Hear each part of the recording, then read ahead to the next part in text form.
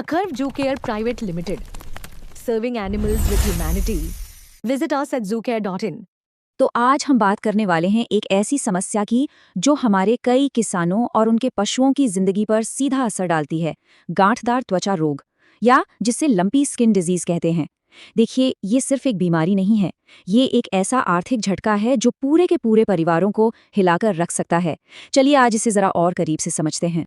और ये जो लाइन है ना, एक वायरस अनेक नुकसान, ये सब कुछ बयां कर देती है। बात सिर्फ एक वायरस की नहीं है, ये तो नुकसान की एक ऐसी चेन रिएक्शन शुरू करता है जो किसानों पर आर्थिक और भावनात्मक दोनों तरह से एक लंबा असर छोड़ जाती है। तो इसके असर की गहराई को समझने से पहले ये जानना जरूरी है कि आखिर हम लड़ किससे रहे हैं। तो आइए सबसे पहले इस वायरल दुश्मन को ही परिभाषित करते हैं। तो असल में बात यह है कि लंपी स्किन डिजीज यानी LSD कैप्रीपॉक्स वायरस से होती है। और जरा सोचिए, ये फैलती कैसे है? मच्छर, मक्खी और टिक जैसे काटने वाले कीड़ों से। और यही वजह है कि मानसून के नमी वाले मौसम में तो ये एक बुरे सपने की तरह फैलती है। तो फिर इसे पहचानते कैसे हैं? देखिए, सबसे पहले कुछ आम लक्षण दिखते हैं। जानवर को बहुत तेज बुखार होगा, वो खाना पीना एकदम छोड़ देगा और बस सुस्त और कमजोर सा नजर आएगा। और हाँ, जो दुधारू पशु हैं, उनके दूध उत्पादन में एकदम से भारी गिरावट आना, ये एक बहुत बड़ा खतरे का संकेत है। अच्छा, अब आते हैं इस बीमारी के सबसे पहचाने जाने वाले और सबसे दर्दनाक लक्षणों पर, जो सीधे त्वचा पर दिखते हैं। जानवर के शरीर पर, खासकर गर्दन और पैरों के आसपास, सख्त और बहुत दर्द भरी गांठें बनने लगती हैं। ये गांठें बाद में फट भी सकती हैं, जिनसे गहरे घाव बन जाते हैं, जिनमें आसानी से इन्फेक्शन हो जाता है और ये हमेशा के लिए निशान छोड़ जाते हैं। और देखिए, ये तबाही सिर्फ स्किन तक ही नहीं रुकती, ये जानवर पर अंदर से भी हमला करती है। थनैला रोग हो सकता है और सबसे बड़ी चिंता की बात तो ये है कि ये बांझपन का कारण बन सकती है, जो किसी भी किसान के लिए एक बहुत बड़ा झटका होता है। और अगर मामला ज्यादा गंभीर हो जाए तो ये निमोनिया में भी बदल सकता है। तो ये सारे लक्षण देखने के बाद ये समझना मुश्किल नहीं है कि ये बीमारी किसानों के लिए सिर्फ एक स्वास्थ्य समस्या क्यों नहीं, बल्कि एक बहुत बड़ी आर्थिक तबाही है। चलिए अब इसके पैसों पर पड़ने वाले असर को देखते हैं। देखिए, नुकसान यहाँ दो तरह का है। एक तरफ तो वो नुकसान है जो तुरंत दिखते हैं, जैसे दूध उत्पादन में 70% तक की कमी और इलाज का भारी भरकम खर्च। और दूसरी तरफ है वो नुकसान जो लंबे समय तक असर डालते हैं, जैसे जानवर की खाल खराब हो जाने से उसकी कीमत गिर जाना, बांझपन और एक ऐसा कमजोर जानवर जो शायद फिर कभी अपनी पूरी क्षमता पर वापस ही ना आ पाए। तो जाहिर है, समस्या तो बहुत गंभीर है, लेकिन उम्मीद की किरण भी है। चलिए अब समाधान की तरफ बढ़ते हैं। ठीक होने की इस मुश्किल लड़ाई के दौरान एक बीमार जानवर को असल में चाहिए क्या होता है?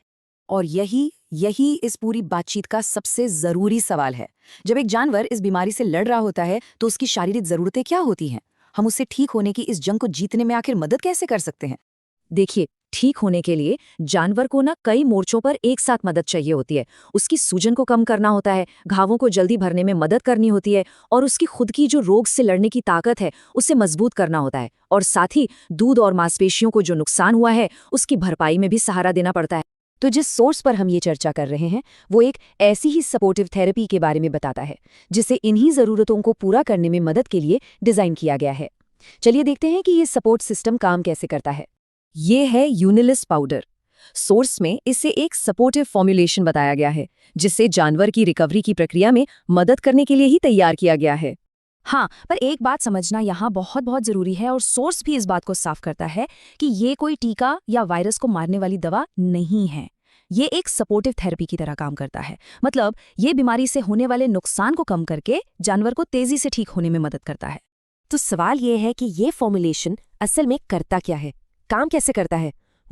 सोर्स के मुताबिक ये 6 अलग-अलग तरीकों से जानवर को ठीक होने में मदद करता है। तो सबसे पहला और जरूरी काम है सूजन और दर्द पर काबू पाना। इसमें सेराटियोपेप्टिडेज और ब्रोमेलिन जैसे एंजाइम हैं जो सूजन पैदा करने वाले प्रोटीन को ही तोड़ देते हैं। नतीजा, जानवर को दर्द से फौरन राहत मिलती है और वो जल्दी खाना पीना शुरू कर पाता है। दूसरा तरीका है त्वचा के नीचे बनने वाली सख्त गांठों को रोकना, जिसे फाइब्रोसिस कहते हैं। LSD के बाद ये गांठें हमेशा के लिए रह सकती हैं, तो इसमें मौजूद एंजाइम मरे हुए टिश्यू को तोड़ने में मदद करते हैं, जिससे त्वचा मुलायम रहती है और परमानेंट डैमेज कम होता है। तीसरा और बहुत ही जरूरी पॉइंट है घावों को तेजी से भरना। जिंक, कॉपर और विटामिन A जैसे तत्व नई स्किन सेल्स को बनने में बढ़ावा देते हैं। इसका सीधा मतलब है कि घाव जल्दी भरते हैं, जिससे इन्फेक्शन का खतरा भी कम हो जाता है। अब आते हैं चौथे और शायद सबसे महत्वपूर्ण तंत्र पर। ये जानवर की अपनी इम्यूनिटी को सपोर्ट करता है। विटामिन ई, सेलेनियम, तुलसी और कलौंजी जैसी चीजें शरीर के नेचुरल डिफेंस सिस्टम को मजबूत करती हैं। इससे होता ये है कि जानवर वायरस से बेहतर तरीके से लड़ पाता है और बीमारी का समय भी कम हो सकता है। 5वां तरीका है बुखार और कमजोरी जैसे जो आम लक्षण हैं उनसे निपटना। मोरिंगा और हल्दी जैसी जड़ी बूटियां कुदरती तौर पर दर्द और बुखार को कम करने में मदद करती हैं, और जब जानवर बेहतर महसूस करता है तो उसकी भूख लौटती है और वो तेजी से ताकत भी हासिल करता है। और आखिर में छठा तरीका सीधा प्रोडक्टिविटी की रिकवरी पर फोकस करता है। लाइसिन और मेथियोनिन जैसे अमीनो एसिड मांसपेशियों को टूटने से बचाते हैं और दूध उत्पादन को वापस पटरी पर लाने में मदद करते हैं, जो कि आखिरकार एक किसान के लिए सबसे ज्यादा मायने रखता है। तो इस पूरी चर्चा का निचोड़ क्या है? हमें क्या समझना चाहिए?